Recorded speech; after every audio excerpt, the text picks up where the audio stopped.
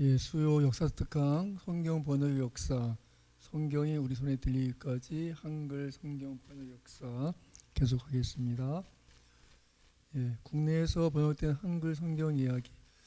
이 가톨릭 교회는 제2차 바티칸 공의회에서 모든 신자가 성경을 쉽게 접근할 수 있도록 요청했습니다. 그 이전까지는 성경이 모든 일반 신자들이 볼 수 없는 책이었는데 그 이후로 이제 성경 번역에 있어서 개신교와 가톨릭 간의 협조를 권고했죠. 한국에서도 공동 번역을 추진하기 위해서 개신교와 가톨릭 학자들로 구성된 구약 공동 번역위원회가 구성되었고, 또 1969년에는 신약 공동 번역위원회가 구성되었습니다. 그리고 외경의 번역위원들과 문장위원들을 선정했고, 세계 성서 공예 연합회와 바티칸이 합의한 번역 지침을 따라서 그 공동위원회가 제정한 번역 원칙을 다시 정리했고, 그래서 신구교가 공동으로 성경을 번역했습니다. 그것이 이제 공동 번역 성서라고 이름 지어집니다. 이것이 이제 우리 한국에서 발간된 공동 번역 성서입니다. 이 성경에는 이 외경이 포함되어 있습니다. 그래서 중간중간 이 포함된 것도 있고, 또 신약과 구약 사이에 따로 이 포함된 것도 있습니다. 그래서 새로운 번역의 시대에 특기할 만한 또 다른 하나가 바로 우리나라 가톨릭 교회와 개신교가 공동으로 성서를 번역해낸 것입니다. 대한성서공회가 공동 번역 신약을 내놓은 것이 1971년 부활절이었고, 구약과 외경을 포함해서 번역한 것이 77년 부활절이었습니다. 이 큰 계획 때문에 천주교 중앙협의회 쪽에서 선종환 신부가 구약 번역을 하고 있었 도중이었는데 중단했고, 우리 이제 개신교 쪽에서는 신약 전서 새 번역만 출판하고 구약 전서 새 번역은 중단되었었죠. 그리고 나서 이제 여기 이 배경에는 뭐가 있는가 하면 특히 영미 계통의 기독교 세계가 1960년대 접어들면 종래에 사용해오던 1911년판 킹제임스 버전 성경이 이제 미국 표준 역으로 ASV라고 하는데, 아메리칸 스탠다드 버전이 있는데, 그것이 다시 1946년에는 영어 표준 개혁이 되고, 그것이 이제 수정 보류되었고, 또 새 영어 성서 혹은 영어 복음 성서, 새 국제역 NIV라는 것이 가장 많이 쓰이고 있는데, 그런 새로운 번역들이 시도되었습니다. 우리나라 성서공회 역시 이들과 때를 같이 해서 그동안 필요성을 절감해온 새로운 번역을 착수하게 되었고, 그것이 이제 개신교만의 단독 사업으로서가 아니라 신구교 공동 사업으로 추진해서 결실을 맺게 이르릅니다. 그것이 이제 1977년판 공동 번역 성서입니다. 1999년에는 공동 번역 성서 개정판이 나왔습니다. 이 사진이 이제 그 당시에 실무를 담당했던 이 천주교 대표 손종환 신부와 개신교 대표 문익환 목사가 공동 번역 성서를 집필 중인 장면을 찍은 사진입니다.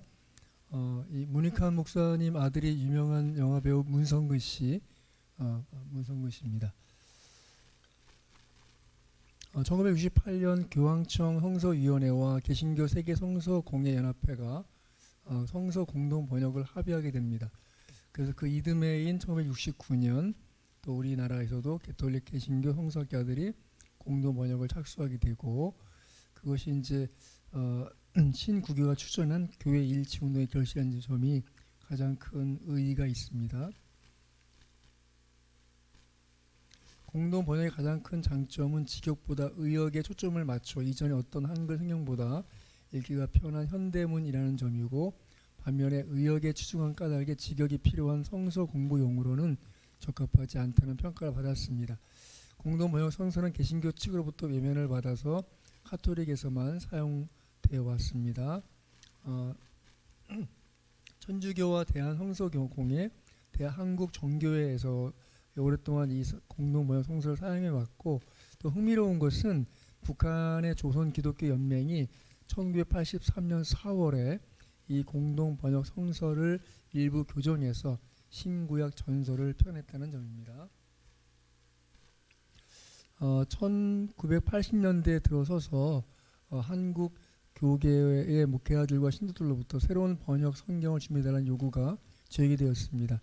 새로운 번역을 하되 개역 성경의 보수적인 정신과 한국 교회 전통을 존중한다는 원칙을 따라서 번역을 하였는데 1983년 개신교 각 교단의 신학자 16명과 국어학자 6명이 이제 10여 년에 걸쳐서 번역에 참여하고 목회자와 신학자로 구성된 감수위원회 감수를 거쳐서 980명으로 구성된 자문위원회의 자문을 받아서 최종 확정해서 1993년 성경 전서 표준 세번역을 출판하게 됩니다.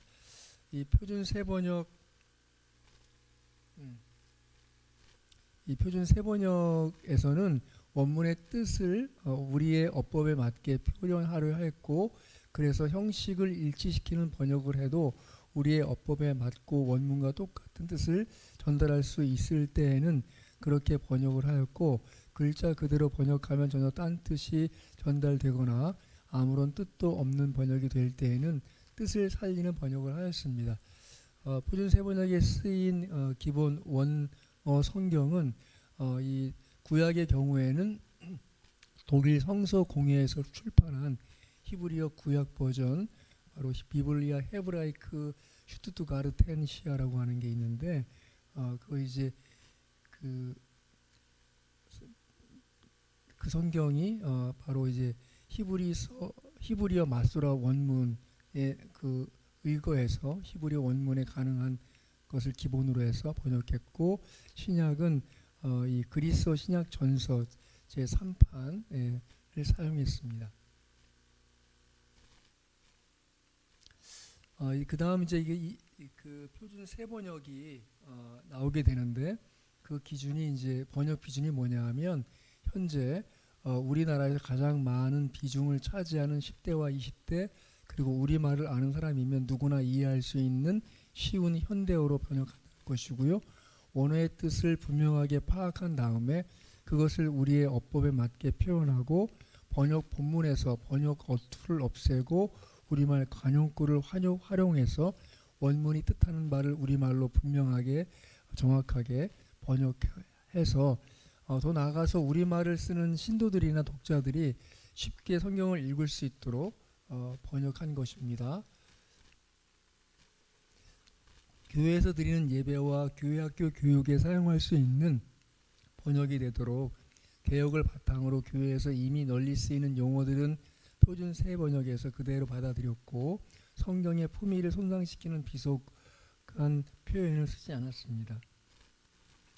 고유 명사의 음역은 개역을 따르되 중고등 교과서에 나오는 성경의 몇 가지 고유 명사들은 교과서의 표기를 따라서 바꾸었습니다.